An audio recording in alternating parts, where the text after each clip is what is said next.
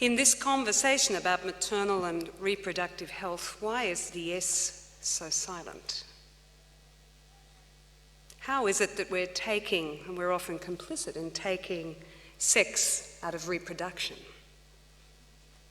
What has sex got to do with it? I'm delighted to introduce Jessica Biel, actress and activist.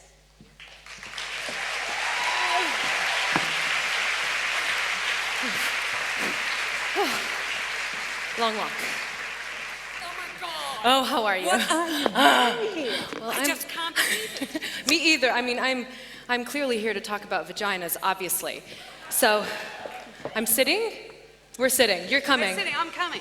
Okay. Hello.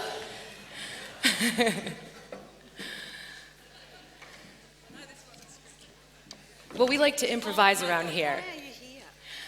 Well, I mean, Why? I'm here because this is an incredibly important issue. Obviously, women and girls' reproductive health around the world, but in the States, you know, this is something that we don't really talk about very much, that you're not really doing anything there for this issue, and it's super Jessica, important to me. You've got everything going for you. I mean, Well. I know you're envious of me and my sartorial grace. I am. But on the other hand, you're Jessica Biel. Why on earth would you have any issue at all? Well, I have an issue because I don't understand what's happening in my own body. I don't know how anybody else feels about this, but when I decided I wanted to become pregnant, I had no idea what it meant and how it actually would work, and the cycle and my period, and I had no clue. And I luckily didn't have an issue, but I was asking my friends all of these questions about my body and are they experiencing the same thing, and nobody had a clue. Nobody knew. But Jessica, that's private business. It is, it's very shameful, isn't it? And that's the problem. Why is it so shameful? I feel completely embarrassed talking about this stuff, even with my gynecologist, and why is that?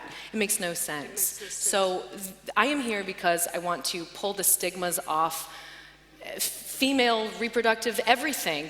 This should not be shameful. This should be funny. It should be open. We should be able to talk to our husbands, our fathers, our girlfriends, everything about this. We're just human beings all experiencing the same thing.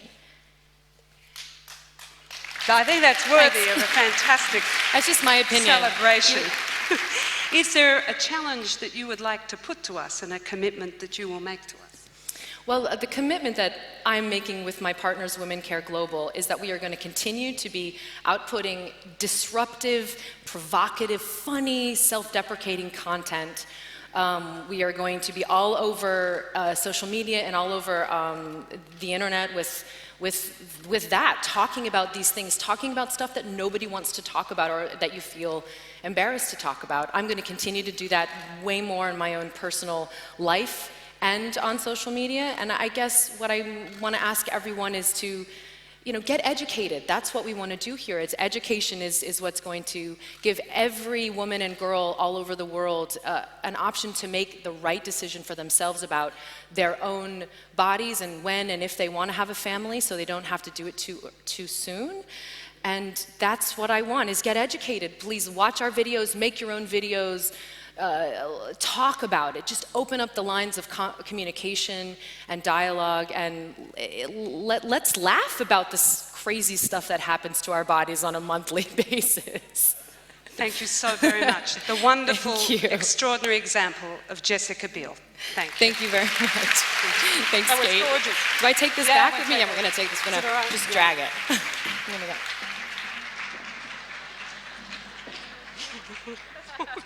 That didn't work. Thank you so very much. Extraordinary.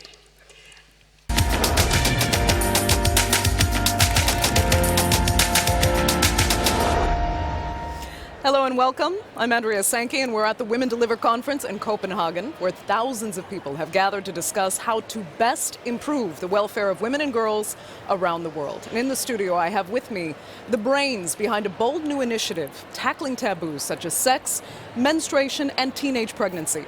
To my right, actress and philanthropist Jessica Biel, and also with us, Woman Care Global founder Sandra Pelletier. Thanks both so much for joining us. Thank you. Thank you. Jessica, we don't have degrees in biology, but we both had solid, liberal American educations. Yet you discovered pretty recently how much you really didn't know about your own kind of anatomy and your own body.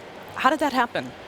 That's absolutely accurate. I was excited to start my own family, and I started to ask questions to my girlfriends and things that I didn't quite know about my own body and my cycle and all of these different things. And I realized not only did I not know anything, but none of my also very liberal, educated, American-educated friends didn't either.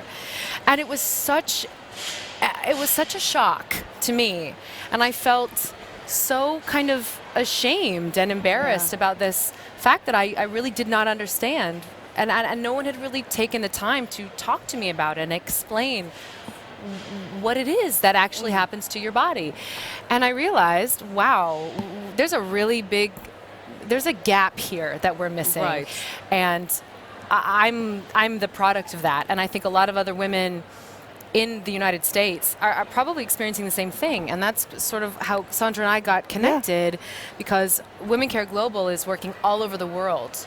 And we started talking about, of course, these universal global issues, and then we started talking about how much of a problem it is at home as well. Right. Yeah. So Sandra, if well-educated American women don't know what they need to about their bodies and their health, how bad is it in the rest of the world?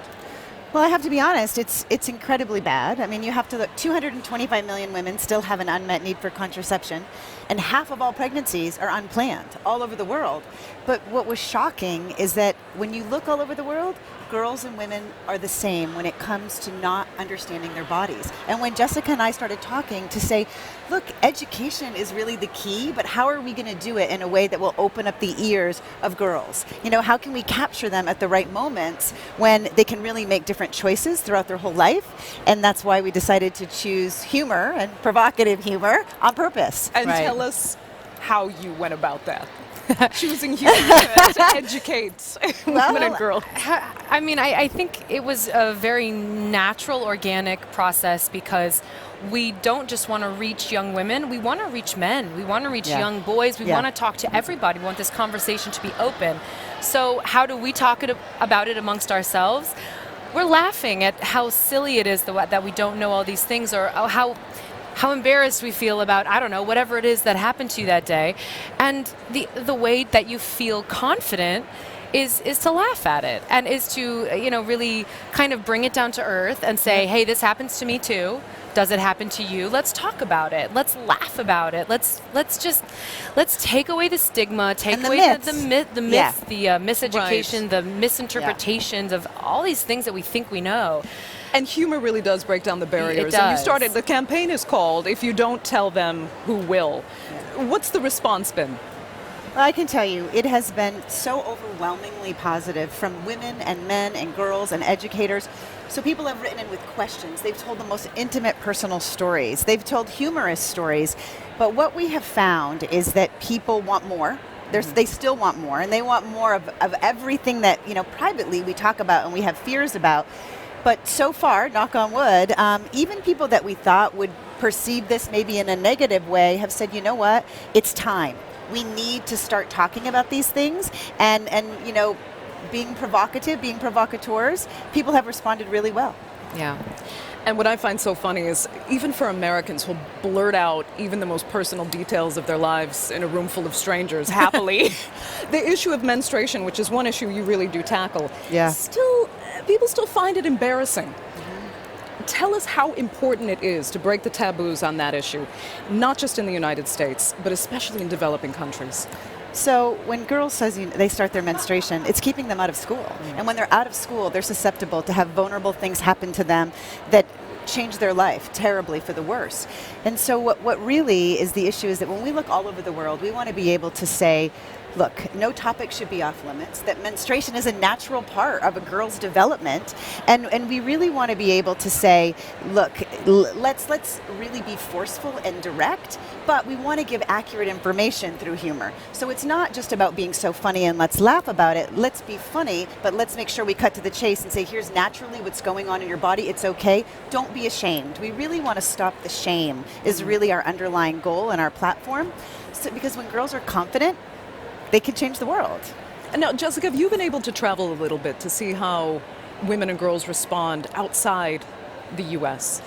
I haven't been able to do that as much as I would have liked, but I'm hoping that that's maybe one of our next steps. We've just recently partnered together to work on this campaign, and we're currently talking about the next step for us and the content that we want to put out there, and that I think would be the next step for us as well, is to let's get outside of the States. And really, I guess that's why we're here too. This is way outside of our comfort zone in terms of being at home, and we're coming into contact with people from all over the world. As we know, 169 countries are represented here, and I would say this has been our first actual real moment of showing and sharing our campaign and seeing how people have responded. And I was nervous because you're right, Americans kind of just say anything and everything. We have no shame. It's true. And yet we somehow do when it comes to this subject. That's why I very brought up the interesting. thing abroad, because I would love to see how your Funny or Die series could be translated into foreign languages. That would be amazing. What's it's cool, really interesting. the Women I love that Deliver idea. Platform, though, brings, because it's so global, we actually use the video in a couple of our sessions here. We did show it. And the reaction, we held our breath. And you can't believe it. Men and women, they were cheering us on to say, do more of this all over the world. That's fantastic. Sandra, I'm going to let you have the last word. Sandra and Jessica both, thanks so much for joining us. And thanks to our viewers as well. That's all from me, Andrea Sankey, at the Women Deliver 2016 conference. Remember, you can tweet your comments and questions about this and our other shows using the hashtag WDLive. Bye-bye.